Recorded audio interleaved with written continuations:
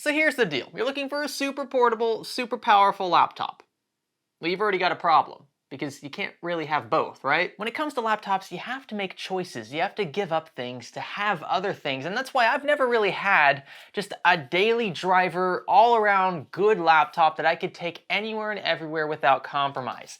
Until I met the Yoga Slim 7 Pro X, or the Lenovo Slim 7 Pro X if you live in the States. This thing is an absolute beast, and it pretty much does everything I want it to do really well, which again is super rare in this market. So we've teamed up with them to show you just how beefy this thing is. I know what you're thinking, Greg. Well, this isn't beefy. This is like a, 14-inch footprint. It's super thin. It's actually pretty light as well.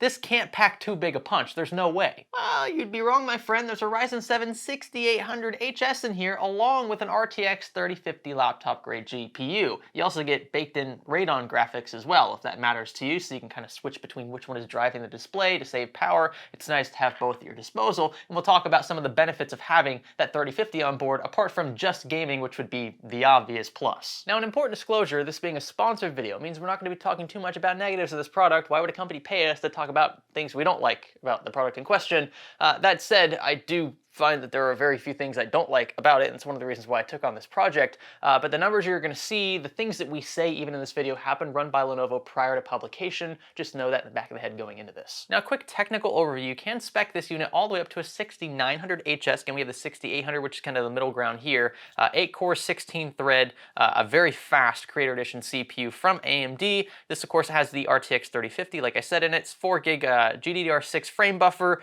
You can also get a 1650 in here, and then you'll have the integrated Radeon graphics as well. A bit odd that they only have the AMD Ryzen 7 sticker and the Radeon graphics sticker on the front of the device. Usually you'd see, you know, a Ryzen sticker and the discrete GPUs sticker here, but we have just AMD branding across the board. I just don't want you guys to be confused about what's actually in here. You can buy this with either 16 or 32 gigs of DDR5 blazing fast 6400 megahertz, of course in dual channel. You can get an M.2 NVMe Gen 4 with either half a terabyte or a terabyte worth of capacity. This is the terabyte version.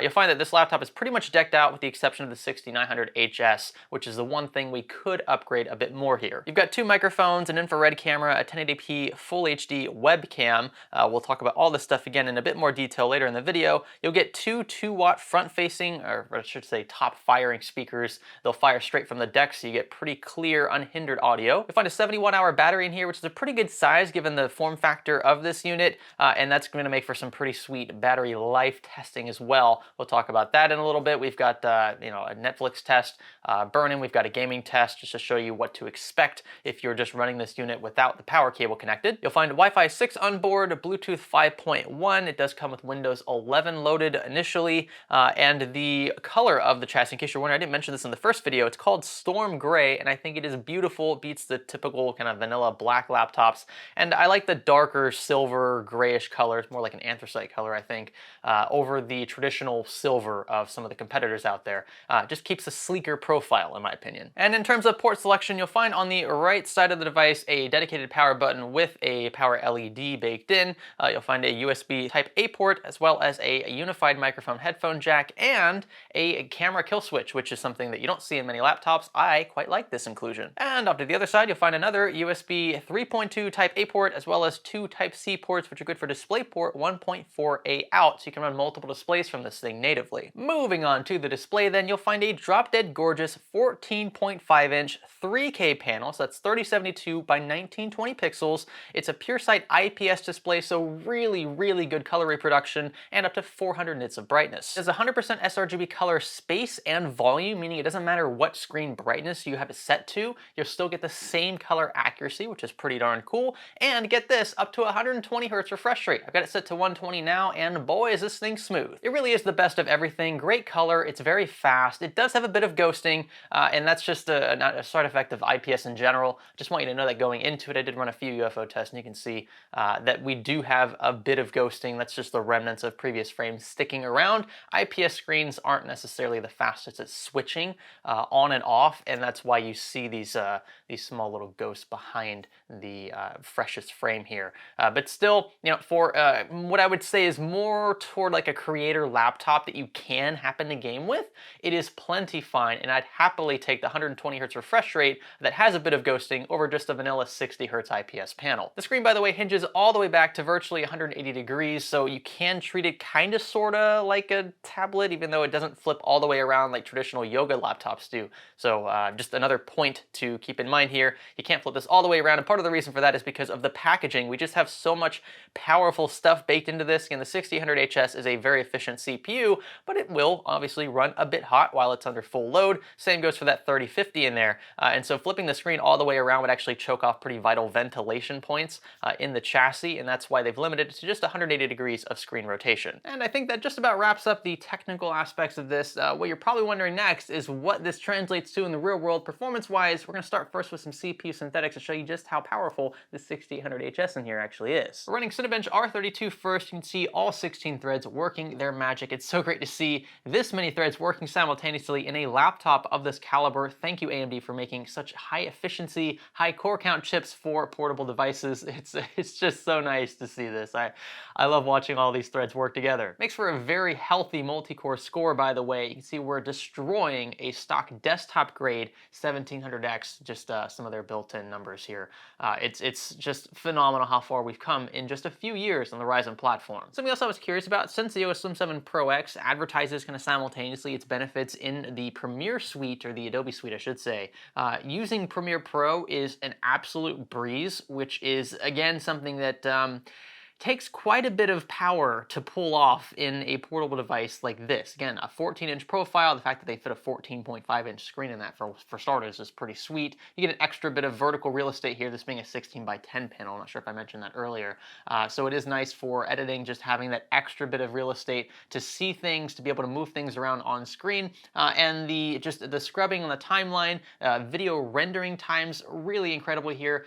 With an adjustment layer, 4K 30 FPS footage, I was able to render a 10-minute file in 5 minutes, which is in 30 seconds for every minute of 4K footage being rendered. That's almost as quick as my desktop rig. And I'm running some pretty beefy hardware over there. So the fact that this can handle that, and again, not really suffer too much in the way of battery consumption or loudness, which we'll get to as well when the fans start spooling up under load, that's a huge feat, and Lenovo pulled it off quite well at that. And of course, you can expect this to run over into Photoshop, After Effects, other Adobe programs as well. Any of these that will utilize CUDA acceleration, it's great to have the 3050 in here because that gives us the extra bump that we need when rendering and when editing photos and just manipulating video files as well. Again, in After Effects, where you're doing some pretty fancy stuff, it helps to have a powerful system, and you'd think a laptop like this, again, wouldn't make the cut, but it certainly does. Moving on then to 3D Mark. This is where we're going to start to bridge the content creation aspect of the laptop to the gaming aspect. I mean, 3D Mark's more of like a gaming synthetic.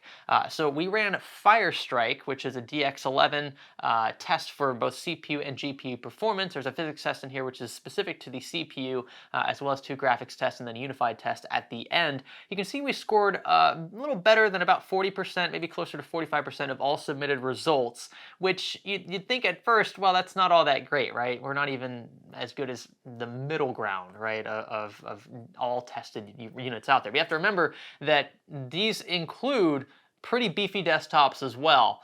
So the fact that a laptop like this, a 14-inch thin and light laptop, is keeping up and is in the middle of the pack with all submitted Firestrike results, both good and bad desktops baked into that as well. I'm not going to deny that there are, very cheap, very basic desktops that are being included in this overall statistic.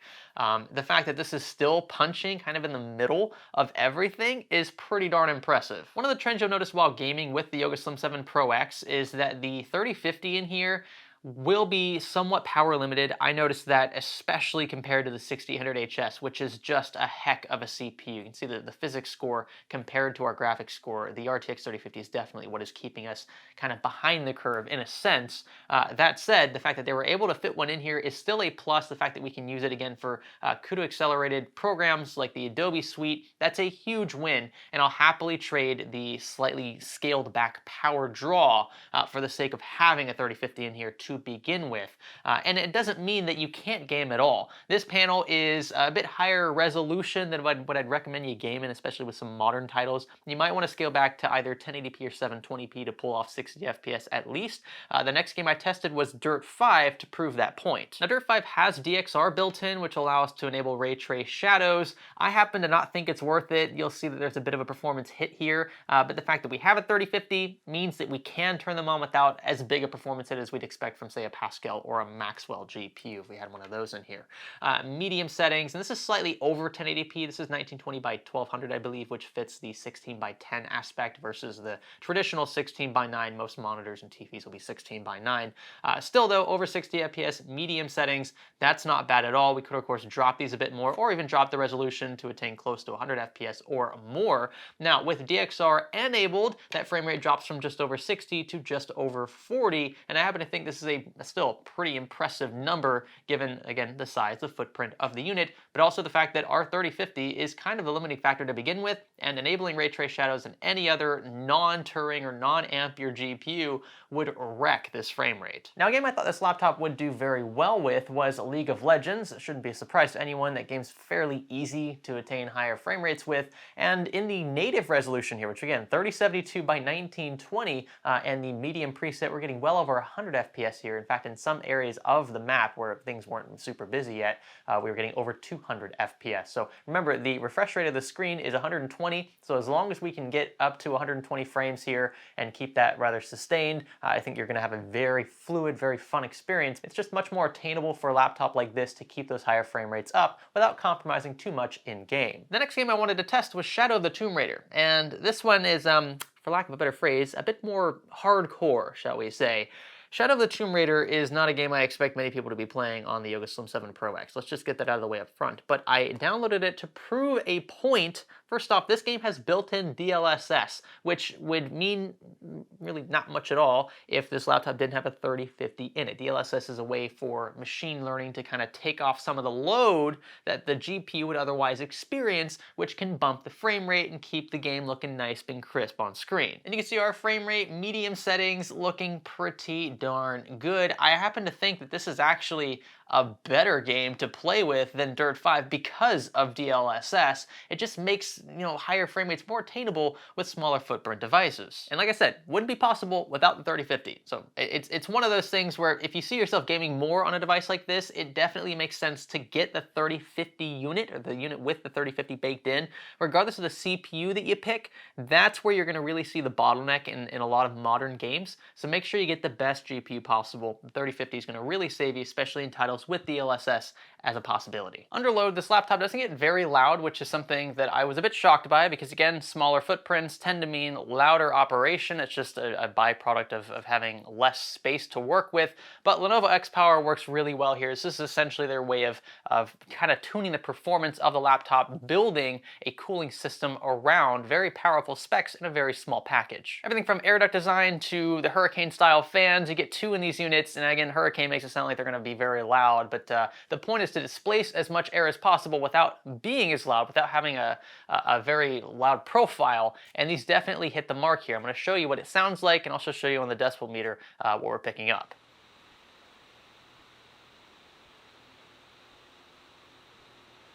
And hovering around 40 dBA under a full gaming load.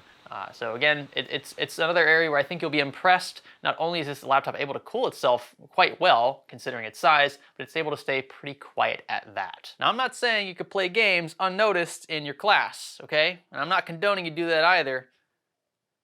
You might be able to get away with it, but you might have to sit a bit further away from the front. You should be focusing, though, on your studies.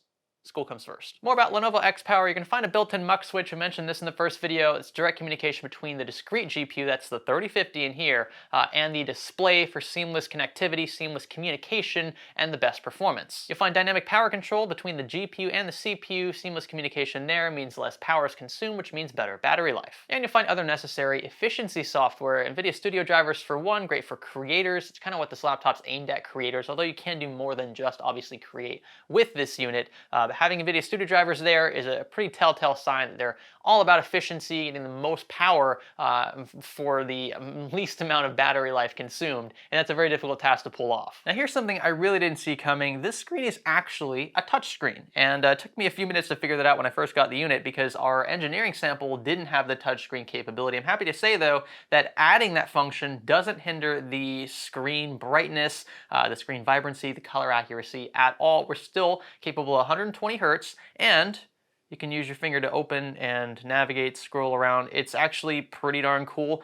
Initially, when touchscreen laptops came out, I thought it was a huge gimmick. It just didn't make much sense at all. But now that I've gotten kind of used to them, my older laptop was also a touchscreen unit.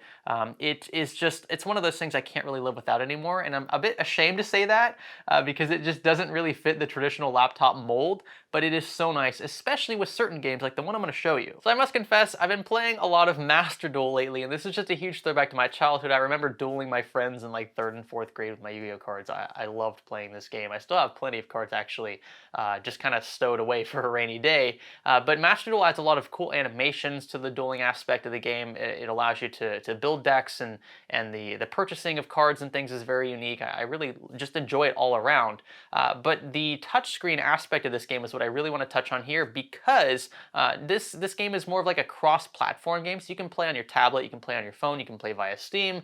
But the touchscreen laptops out there are going to benefit you because you can just touch cards with your fingertips.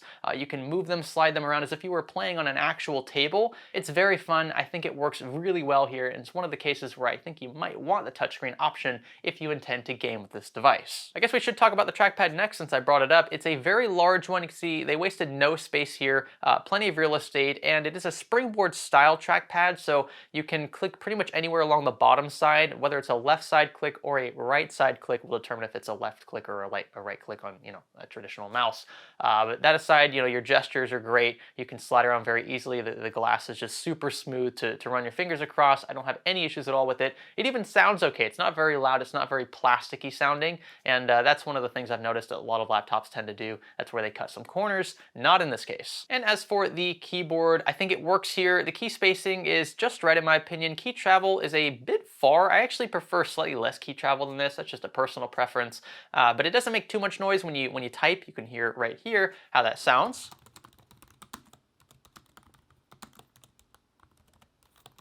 And overall, typing up documents, etc., it just works. I don't find any weird key placements or anything to be an issue. I've noticed that with some laptops as well. Maybe the shift keys are too small, or the arrows are just in super weird places. WASD, all that are great for gaming. You're not going to notice any problems at all there. Speakers, we talked about these in our previous video. They are top firing, which means that you're not going to get that muffled kind of tinny sound depending on where the laptop is sitting. They will fire straight up at you, and I love the placement of these. Two 2-watt speakers, one on each side. They sound like this.